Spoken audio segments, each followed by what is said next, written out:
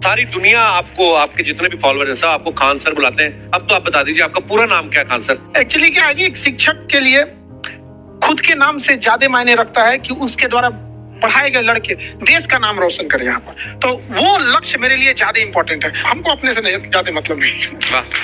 मैं खान सर के बारे में बता दूं कि इनका YouTube पे जो एजुकेशनल चैनल है उसके 17 मिलियन मतलब 1,70,00,000 फॉलोअर्स हैं। अब 19 हो गए। 19 हो गए? बाप रे, क्या बात है, वाह। तो लॉकडाउन से पहले सर 30,000 थे। हाँ। एकदम लॉकडाउन के बाद जितनी आपकी सब्सक्रिप्शन बढ़ी है उतनी तो OTT प्लेटफॉर्म्स की नहीं बढ़ी जितनी आपकी बढ़ गई।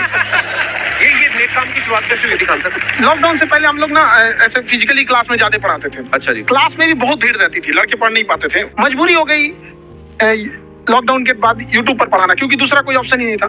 और हमको भी नहीं समझ में आया कि लोगों ने क्यों इतना ज्यादा सब्सक्राइब करते गए, क्योंकि हम तो वैसे ही पढ़ा रहे थे जैसे पहले पढ़ाते थे वहां पे।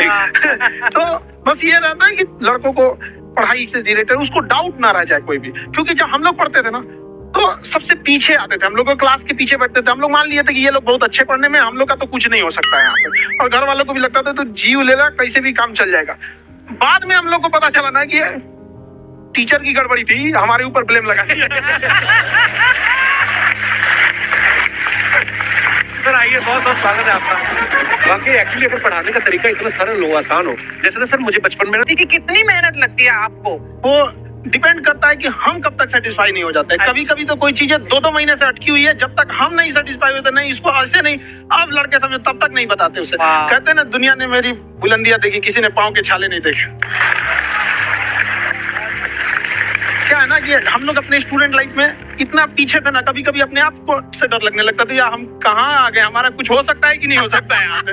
तो लेकिन अब कुछ सीखने का बड़ा शौक था। तो जैसे एक फिल्म बनाने से पहले डायरेक्टर कितने महीने की प्रैक्टिस करता है, 2 साल की मेहनत के बाद एक 3 घंटे की फिल्म बनाना पड़ता है। उस तरह से थोड़ा काफी मेहनत करना पड़ता है पीछे से, तब जाके समझ में आता है। और धीरे धीरे एक्सपीरियंस होने से थोड़ा समझ में आ जाता है कि क्या कहाँ पे कौन सा चीज डाउट आएगा वहाँ पे।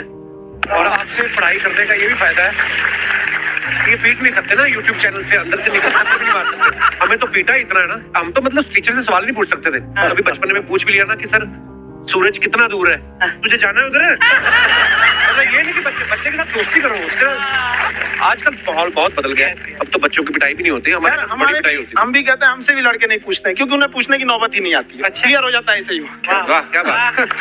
मैंने देखा है सर आपके फॉलोअर्स में रवीना टंडन भी है, तो जब आप कहें कितनी मुस्कुराहट आई सर। तो जब कभी आप कोई नया वीडियो डालते हैं तो आप उनको पर्सनली मैसेज करते हैं कि किसी चीज में डाउट हो तो कॉल मी एनी टाइम, ऐसा करते हैं आप? अच्छा, विवेक सर के बारे में हमने सुना है कि किसी को बिजनेस से रिलेटेड प्रॉब्लम हो तो 5 सेकंड के अंदर जवाब दे देते हैं। जब भाभी जी आपको तैयार होने के बाद पूछती मैं कैसी लग रही हूँ, 5 सेकंड में जवाब दे पाते हैं आप? देखिए, इसमें तो सभी लोग पीड़ित हैं और हर जगह हर घर में ये जरूर सुना होगा सबने कि बच्चों के चक्कर में तुम्हारे साथ रह रही है, वरना तुमको तो कब का छोड़ के चली गई होती। ये बड़ी कॉमन बात है।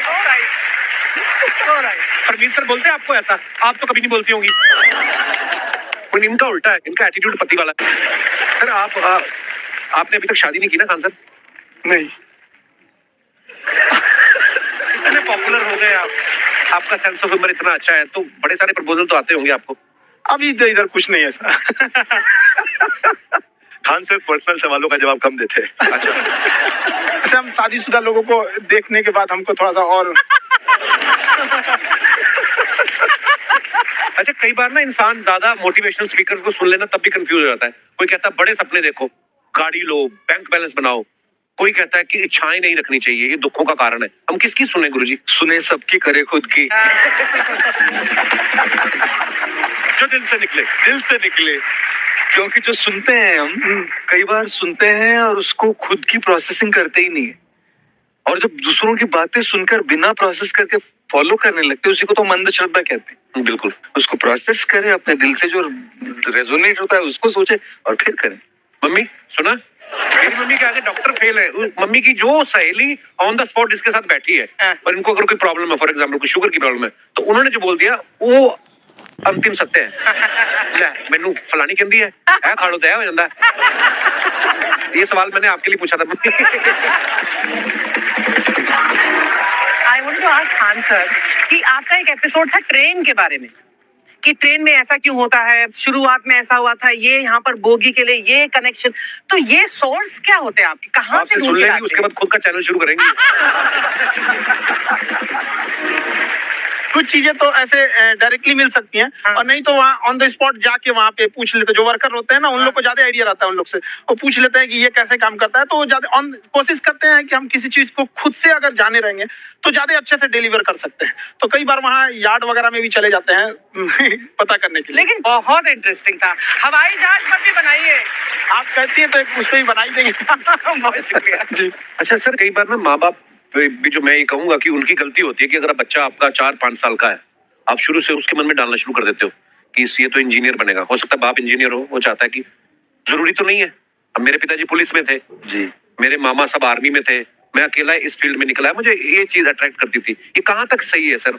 जी, मेरे हिसाब से तो बच्चों पे कभी प्रेशर नहीं डालना चाहिए, लेकिन साथ ही साथ हमको ये भी देखना चाहिए कि जैसे एल्बर्ट आइंस्टाइन ने एक बहुत अच्छी बात बताई थी, अगर एक खरगोश हो, एक बंदर हो, एक हिरन हो, एक शेर हो और एक मछली हो, उन सब को आप एक कतार में खड़ा कर दीजिए और उन सब के लिए एक ही टेस्ट हो कि आप पेड़ पे सब लोग कैसे चढ़ पाए। वाकई अब सबको एक टेस्ट कैसे दिया जाए? मछली तो आत्महत्या कर लेगी सोच के कि मैं तो कोई पास ही नहीं होंगी, ये मछली कैसे पेड़ पे चढ़ेगी? राइट। लेकिन कई बार ऐसे हो गया ना कि एजुकेशन सिस्टम ऐसी बन गई कि बस ग्रेड्स हो गए, सब्जेक्ट्स पढ़ने हैं, Right. जो भी किया है और वो भी जरूरी है, लेकिन वो करते करते बच्चों की जो इंटरेस्ट है, बच्चों की जो पैशन है, उसमें उनको एनकरेज करना बहुत ज्यादा जरूरी है। एक पिताजी एक बार अपने बेटे को ऐसा चाटा मारे जोर से, तो पड़ोसी ने पूछा क्यों मार रहे जी?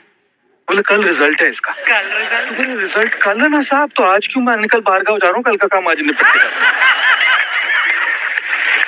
कहने का मतलब ये है कि आप देखिएगा कि अगर आप बच्चों को अपने कॉम्पिटेंस के हिसाब से नहीं देंगे तो ये चाटे ही खाते रहने पर फेल ही होते रहेंगे। Okay. अच्छा, विवेक सर का एक कहना है कि बच्चों का अगर 95% से ज्यादा मार्क्स आते हैं वो भी खतरनाक होते हैं। 75 से 85% वाले जो बच्चे होते हैं लाइफ में बड़ा अच्छा करते हैं। कभी किसी पेरेंट्स ने आगे कहा है कि आपकी वजह से मेरा 95% वाला बच्चा 75 पे आ गया?